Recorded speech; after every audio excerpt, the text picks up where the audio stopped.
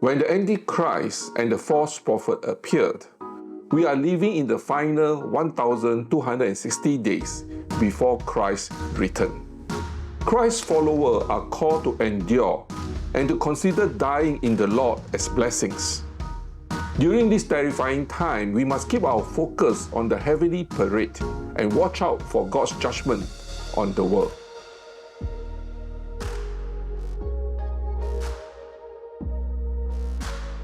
In World War II, VE and VJ are two important dates.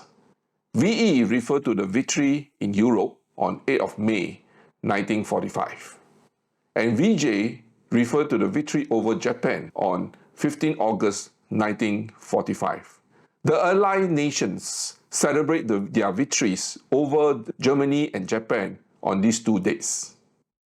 5 years earlier, between 1939 and 1944, the Allied soldiers were fighting for their lives in the trenches of Europe and in the jungle of the Pacific. Many did not live to see VE or VJ, and many more could not imagine that Germany and Japan would surrender. The Allied soldiers were uncertain of their future victory. On the other hand, we are certain of our victory over Satan, the Antichrist, and the false prophet.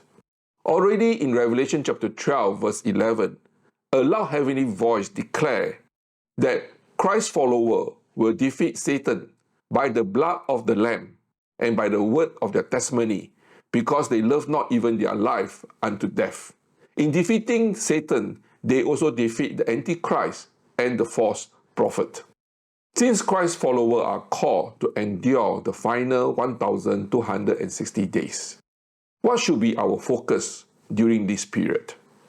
First, we rely on God's faithfulness. After describing the persecution in Revelation 13, the author saw the return of Christ in Revelation chapter 14, verse 1. The author will give a comprehensive description of Christ's return in Revelation chapter 19 to 20. Here in Revelation chapter 14, verse 1, the author saw the Lamb and his 144,000 standing on Mount Zion. 144,000 refer to the great multitudes of believers, both Jewish and Gentiles. In Revelation chapter 7, God sealed 144,000 Jews from the 12 tribes of Israel. 144,000 is not an exact number, but is a symbolic number pointing to the complete number of Jewish believers. Only God knows the exact number of Jewish believers. Immediately after the 144,000, the author saw a great multitude that no one could number. Only God knows the exact number of the great multitudes.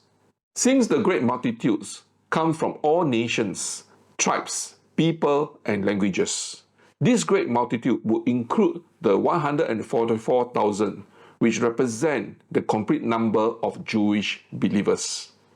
In Revelation chapter 14, verse 1, the author uses 144,000 to refer to the great multitudes of believers, both Jewish and Gentiles, coming from all nations, tribes, people, and languages.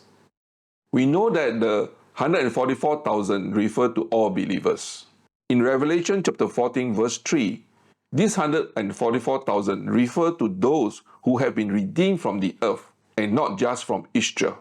Similarly, in Revelation chapter 14, verse 4, these 144,000 refer to those who have been redeemed from mankind, not just from the nation of Israel. These two references in Revelation chapter 14, verse 3 and 4 support the interpretation that the 144,000 refer to the great multitudes in Revelation 7. I have made a video on Revelation 7 about the 144,000 and the great multitude. You can check the link above. When the author saw the Lamb and the 144,000 standing on Mount Zion, this picture implies that the resurrection of the dead has taken place, and that those who are alive at Christ's return have been raptured.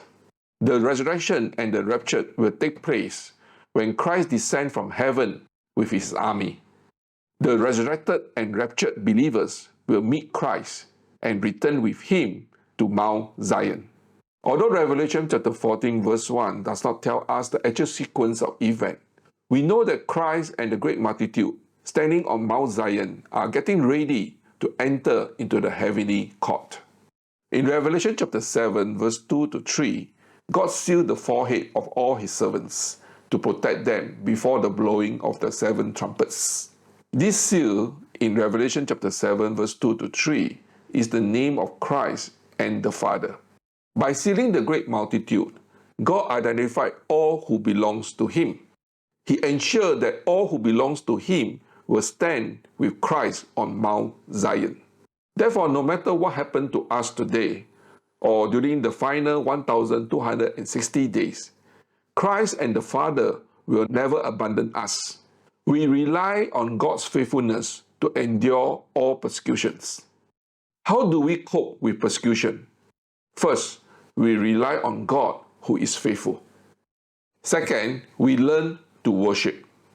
From Mount Zion, Christ and the great multitude will enter the heavenly court to celebrate their victory over Satan, the Antichrist, and the false prophet.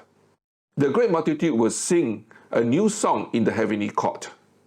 Their worship is awesome, like the roar of many waters, like the sound of loud thunder, and the sound of harpists playing on their harps.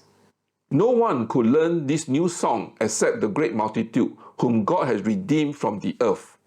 What is this new song? The text does not give us the lyrics of the new song. While we do not have the lyrics of the new song, we know the context in which they learned this new song. The great multitude learned this new song while they endure persecution on earth. The most intense persecution is during the final 1260 days. We know that the great multitude remained faithful to Christ and the Father despite persecution.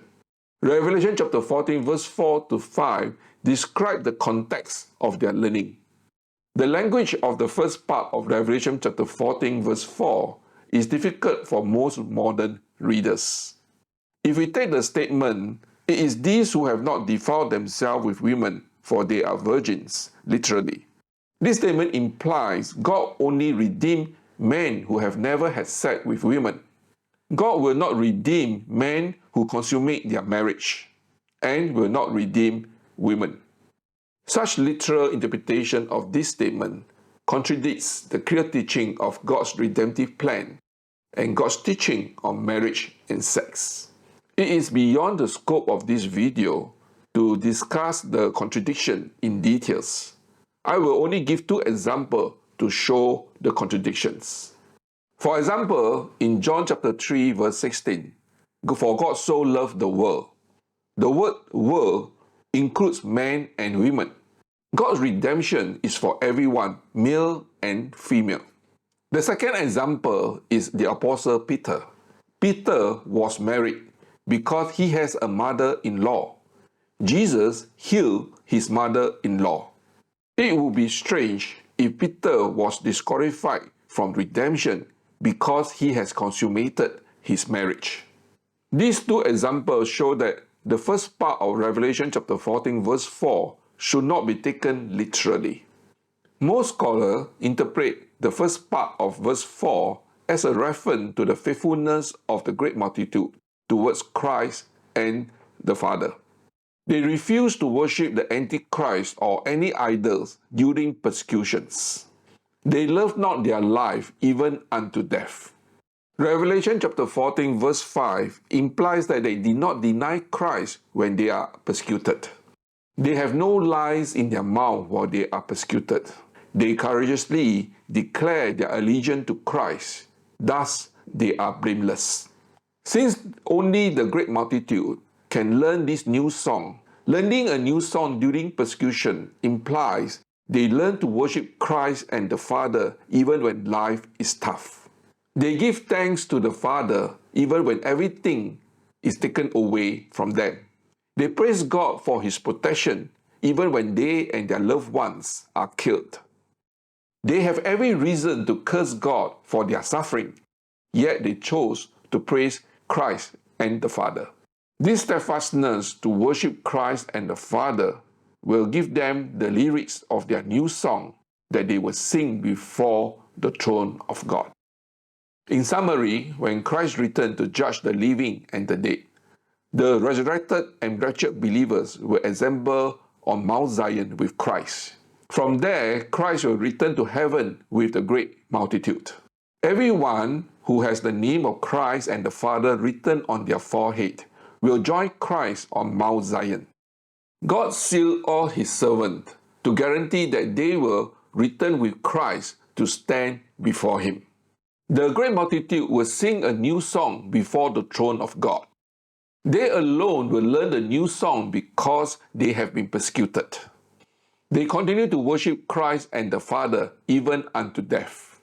In the next video, we will look at the last few days before Christ's return. God will pour out His judgment on the world.